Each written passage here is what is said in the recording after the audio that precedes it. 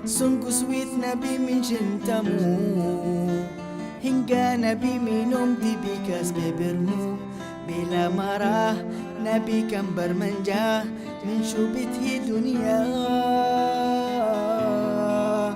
Aisyah, romantisnya cintamu dengan Nabi, dengan baginda kau bernama yang lari-lari, selalu bersama hingga ujung nyawa kau di samping Rasulullah. Aisyah, sungguh manis usira kasih cintamu, bukan persis novel mula benci jadi rindu. Kau istri tercinta, ya Aisyah Humairah.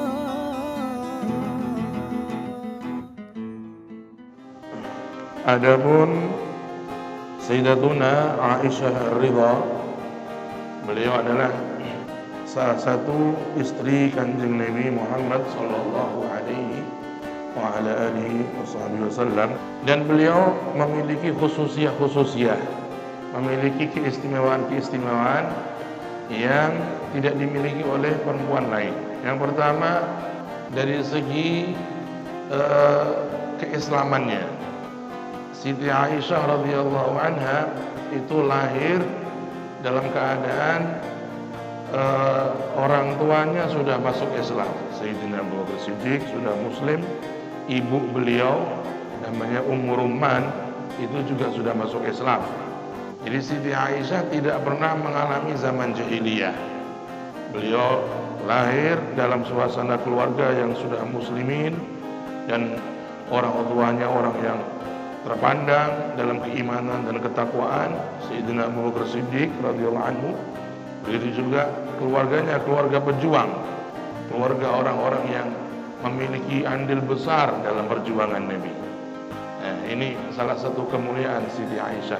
Beliau lahir di saat Islam sudah menyebar dan beliau tidak mengalami zaman-zaman jahiliyah. Yang kedua, beliau Siti Aisyah dikenal keunggulannya dalam keilmuan. Ya, bayangkan bagaimana beliau mampu mewariskan khazanah ilmu yang sangat besar untuk umat Islam. Ya, beliau meriwayatkan hadis dari Nabi, menceritakan tentang Nabi, atau beliau bertanya kepada Nabi, atau pernah mengalami sesuatu tentang dirinya kepada Nabi atau Nabi kepada dirinya. Itu semua ditotal, semua hadis beliau itu sekitar 2.200 hadis, sekitar 2.200 hadis. Dan ini salah satu khazanah ilmu yang luar biasa, salah satu warisan ilmu yang luar biasa dari jasa beliau. Dan beliau ini dalam keilmuan sangat kental sekali, karena beliau sering bertanya kepada Nabi, sering berdiskusi dengan Nabi, dan orang yang sangat teliti di dalam memperhatikan kepribadian Nabi, cara sholatnya, cara tahajudnya, bacaan-bacaan yang dibaca oleh Nabi diperhatikan oleh beliau, dan seluruh gerak-gerik Nabi begitu diperhatikan oleh beliau, sehingga beliau mampu mengambil hikmah-hikmah yang besar dari kehidupan Nabi dan bisa diwariskan kepada umat Islam sampai zaman kita sekarang ini. Ya, cinta ilmu, senang ilmu. Seorang wanita yang dalam keilmuan, dia orang yang sangat mementingkan keilmuan, mencintai ilmu. Ini penting sekali untuk menjadi teladan bagi kaum wanita di zaman sekarang. Ya, kemudian yang ketiga, beliau diberikan oleh Allah keunggulan dari segi akhlaknya mulia. Ya, salah satunya beliau ini seorang wanita yang dikenal dermawan. Diceritakan bahwasanya ada satu perempuan namanya Ummu Durrah. Ummu Durrah itu dia bilang, saya membawa hadiah atau uang kepada ibunda kita Siti Aisyah 100.000 dirham. 100.000 dirham itu uang sekarang mungkin miliaran. Ya, oleh Siti Aisyah dibagi-bagiin langsung. Di hari itu habis ludes, gak tersisa. Bayangin tuh, dapat hadiah miliaran, dihabisin langsung dengan sedekah, dengan infak, kirim sana kirim sini. Bahkan di hari itu kata Ummu Durrah, beliau ini puasa, dalam kondisi puasa. Ketika berbuka puasa nggak punya makanan, maka ditanya, wahai ibunda Aisyah, tadi coba kita sisain dikit uang untuk kita beli makan, untuk kita buka puasa. Apa kata Siti Aisyah? Lupa, kamu nggak ingetin saya, lupa kita nggak nyiapin makan untuk buka puasa. Inilah bagaimana dermawannya Siti Aisyah radhiyallahu anha wa ardhaha.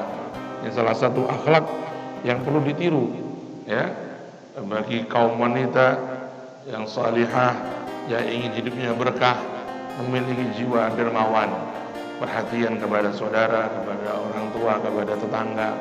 Mudah-mudahan kita diberkahi oleh Allah Subhanahu wa taala di dalam diri kita dan keluarga kita.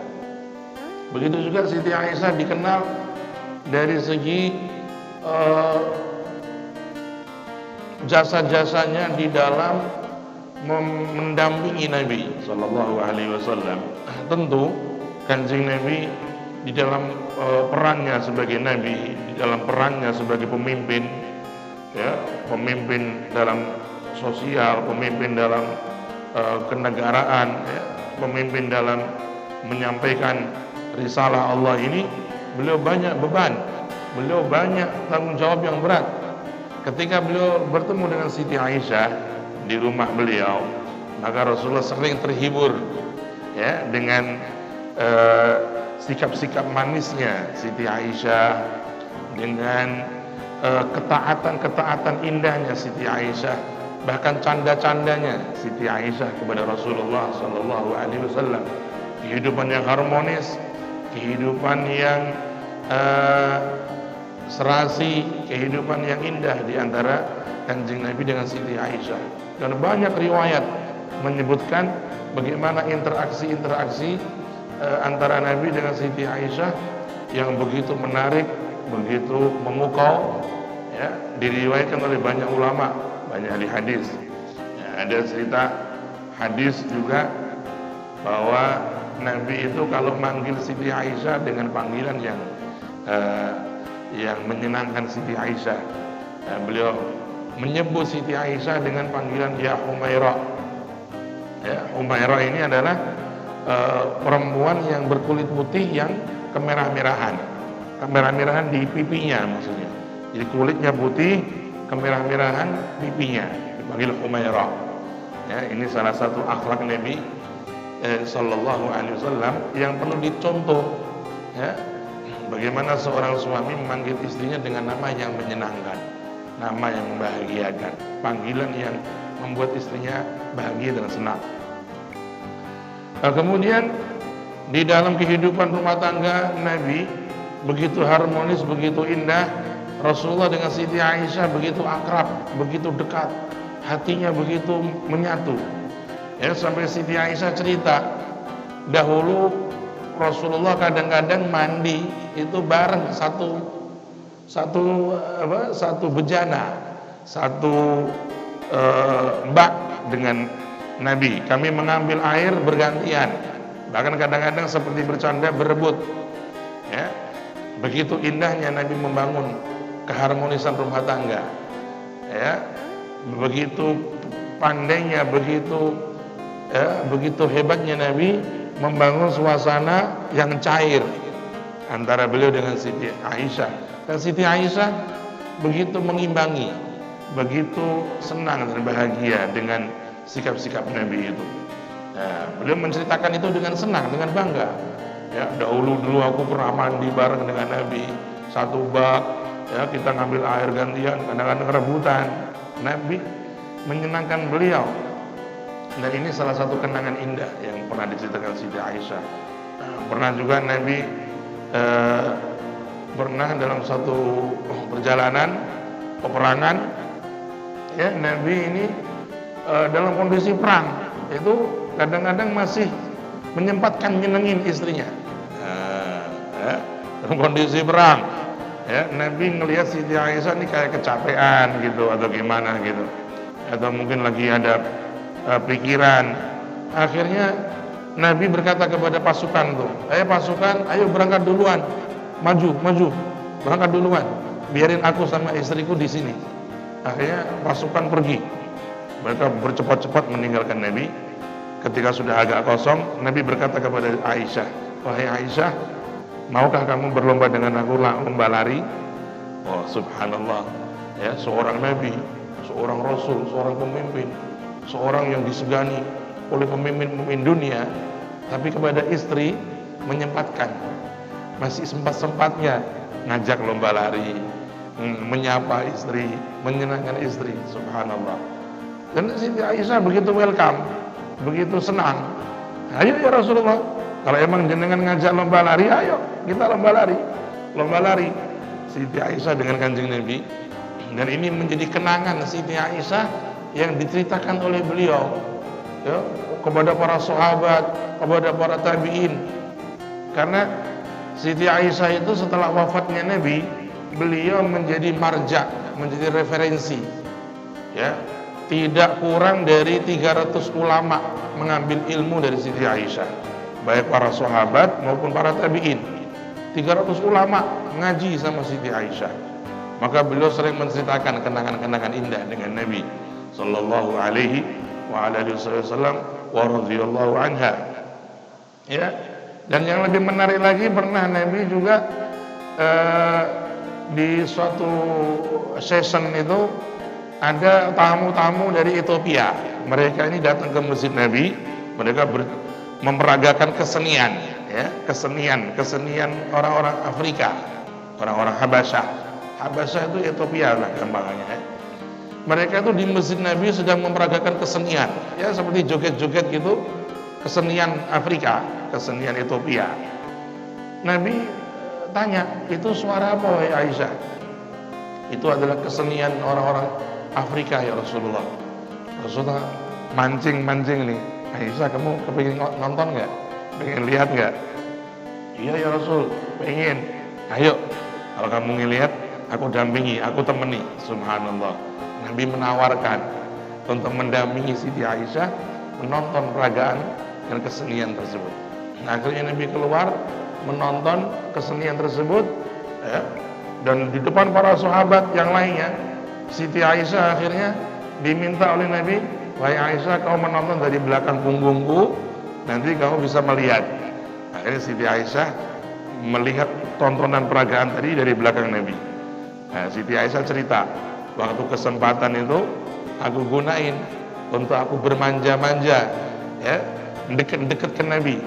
Aku menonton peragaan itu sambil aku meletakkan dahuku di punggung Nabi, ya, deket di kepala beliau, nempelin badan, ya, begitu mesra, begitu harmonis, begitu indah. Suasana kebersamaan itu dirasakan oleh Siti Aisyah. Nabi sampai tanya, Aisyah sudah cukup belum? Belum ya Rasul. Ya udah lanjut nonton. Ditanya lagi berapa lama? Kemudian sudah cukup belum nontonnya? Belum ya Rasul. Ya udah lanjut. Begitu Nabi memberikan kesempatan Siti Aisyah untuk mengekspresikan, ya, rasa senangnya, rasa bahagianya dalam kebersamaan bersama Rasulullah Sallallahu Alaihi Wasallam. Dan begitu banyak, ya, sikap-sikap harmonis, sikap-sikap yang begitu menarik di dalam hubungan keluarga antara Rasul dengan Sayyidatuna Aisyah radhiyallahu anha. Dan kalau Siti Aisyah marah, ya, perempuan kadang-kadang ngambek, kadang-kadang cemburu, ya, itu biasa. Nabi nggak langsung balas marah atau Nabi menjauh, enggak, ya. Siti Aisyah ini kalau marah atau ngambek, Nabi langsung deketin beliau, dipegang tuh bahunya Siti Aisyah, ya, dipegang bahunya. Kemudian Nabi berdoa, ya Rabb, ampuni dosa-dosanya Siti Aisyah, ya, ampuni dosa-dosanya Aisyah dan lindungi Aisyah dari fitnah. Didoain sama Nabi. Luar biasa. Ketika istri ngambek, jangan menjauh. Ketika istri lagi marah, jangan kita malah banyak ngomong yang aneh-aneh. Pegang pundaknya, lalu ucapkan doa yang baik. Ya Allah, ampuni istriku, ya, dan jagalah dia dari keburukan, ya, dan redamlah amarahnya, Ya, begitu Nabi mencontohkan sifat-sifat yang mulia, sifat-sifat yang agung kepada umatnya di dalam bersikap kepada istrinya sallallahu alaihi wasallam wa radhiyallahu anha. Bahkan Nabi juga pernah makan satu piring dengan Siti Aisyah. Yo, ya, sekarang banyak nih suami istri udah nggak berapa tahun nggak pernah makan bareng sama istri. Ya, satu piring tuh. Nabi ini makan satu piring dengan Siti Aisyah. Bahkan Siti Aisyah cerita Nabi pernah mengambil daging, menggigit daging bekas gigitanku sallallahu alaihi wasallam. Ya, kadang-kadang suami kalau bekasnya istri kadang-kadang nggak begitu tertarik. Ini Nabi malah ngambil daging, menggigit daging yang bekas gigitan Siti Aisyah. Betapa cintanya Rasul, betapa Rasul begitu memuliakan Siti Aisyah. Dan pernah juga Siti Aisyah cerita, suatu ketika Kanjeng Nabi datang ke rumahku, kata beliau, lalu beliau rebahan di pangkuanku sambil membaca Al-Quran. Rebahan di pangkuanku sambil baca Quran. Padahal waktu itu aku sedang datang bulan, kata Siti Aisyah. Ya, sedang datang bulan. Gitu. Ya Rasulullah, aku ini sedang datang bulan. Gimana? Gak ada masalah. Ya, gak ada masalah. Rasulullah tetap berbaring di pangkuan Siti Aisyah dan beliau membaca Al-Quran. Begitu indahnya sikap-sikap yang mulia ini terekam dalam hadis, terekam dalam riwayat. Ya, dan ini kalau bisa hidup suasana sunnah ini di keluarga-keluarga muslim, maka kita akan bisa mencontohkan bagaimana akhlakul karimah, dan di sanalah terdapat kebahagiaan, kebaikan-kebaikan untuk umat muslimin dan muslimat di dunia ini. Nah, ya begitulah ya, Siti Aisyah termasuk wanita yang ahli ibadah, ya, berilmu, ya, akhlakul karimah, dermawan, dan juga beliau mujahidah, ahli jihad, ya, perang Uhud ikut, ya. Mujahidah bukan hanya dalam sosial dan keilmuan, jihad pun siap ikut. Bahkan di saat-saat beliau sudah sepuh, terjadi fitnah untuk kaum muslimin, beliau tampil untuk menjadi penengah di antara mereka. Dan di akhir-akhir hidupnya, beliau sering memberi nasihat kepada raja. Ya, dulu ada khalifah namanya Muawiyah bin Abi Sufyan. Itu dikirimi surat oleh Siti Aisyah, dikasih nasihat. Ya, begitu. Ya, ibunda kita, ya, tidak lain Siti Aisyah itu ibunda kita, ibunda kaum muslimin, ummul mukminin, ibunya kaum mukminin. Maka wajib kita muliakan, kita hormati, kita kisahkan kisah-kisah teladannya, dan kita contohkan untuk anak-anak kita, ya, mengambil oase dari akhlakul karimah dan kepribadian mulia Siti Aisyah radhiyallahu taala anha wa ardhaha. Mudah-mudahan kita termasuk orang-orang yang mendapat berkah dari keluarga Nabi Muhammad sallallahu alaihi wasallam di dunia dan akhirat. Wallahu a'lam.